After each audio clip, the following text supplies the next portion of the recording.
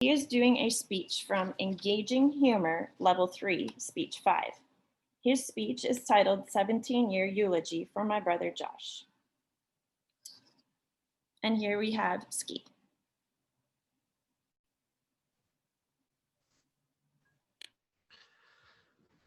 "17 years ago, this week, my brother Josh died. I gave a eulogy at his wake then, and although almost 2 decades have passed now, his friends continue to bombard Facebook this week with their recollections and pictures and snippets of memories and their sorrows about it. To his ghost, now, I say two things. Both, I love you so much, and fuck you. I do not wish for either of these to overwhelm the message of the other, as I mean them both quite sincerely. My brother and I were amazingly similar while being completely different people. We both loved music, but the music that we loved was night and day.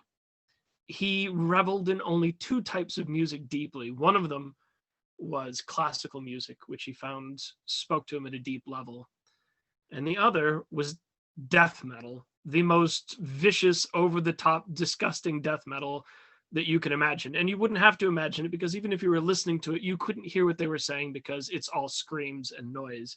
But these describe the mind of a bipolar more than just about anything else. My musical tastes range all over, except for the death metal. But even with that, we shared the love of music. We shared a love of language.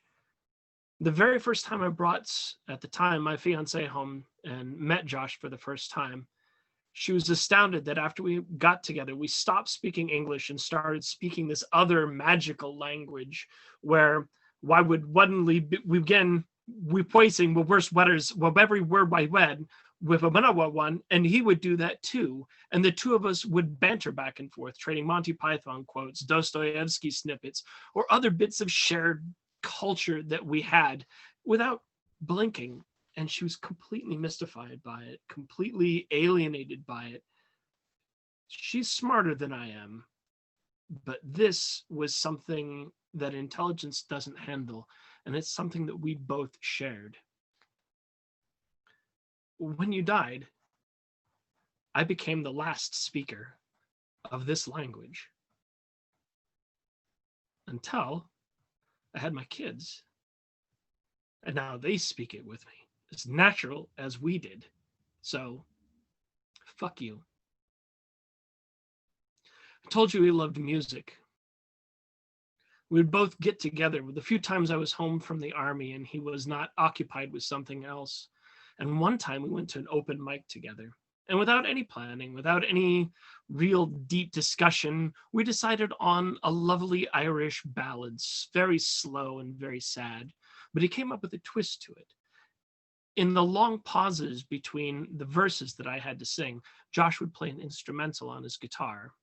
But if I wasn't paying attention, he'd slowly start ramping it up into death metal until before I sang the next lovely verse, he'd be headbanging, thrashing his long hair all around. And then I'd suddenly look at him and he'd realize I was looking at him and stop and immediately go back to the pastoral tones that he had been using before. I would sing the next verse and we would repeat.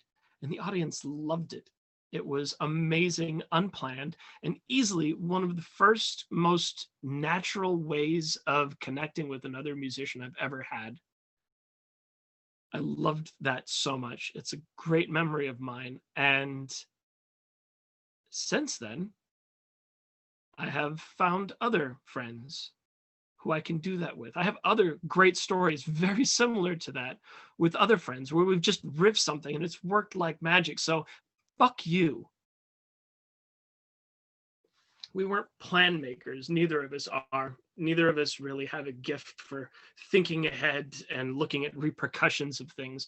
We didn't talk about future goals. We never discussed what we would do when we had families and kids of our own. But I'm a long ways away now. You moved to Montana. I moved to Minnesota. I have a family, a wife. I somehow landed a career.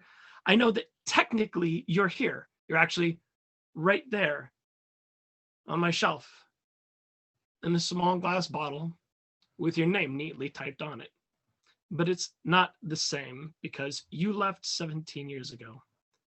Your stupid brain told you to have some liquid courage, put a pistol in your mouth, and ruin that beautiful smile, that glorious, glorious soul inside of you.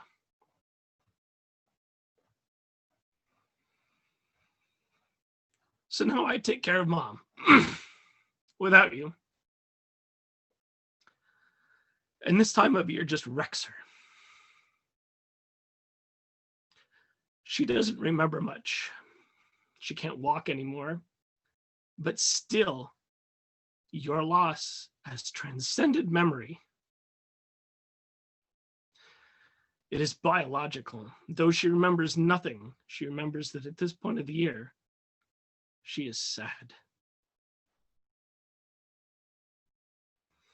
I watch my best friends have lunch with their brother, go on vacations with their brothers, do uncle things with the kids, vacations, all of these things. I watch them become uncles. I have, for my kids, an uncle. My wife has a sister. And while he's pretty good, he's not you, god damn it. He's straight-lace, Boy Scout wonderkind academic. He's not a slightly stoned mystic, plays guitars, head full of Alice in Wonderland, Dostoevsky, Frank Zappa, and Sepultura. Full of magic and right proper lunacy, a guide to the sacred discipline of Schwugel. You would have been such an amazing counterpoint for him. The two of you like Tao symbols, yin yang, phenomenal. You would have been good.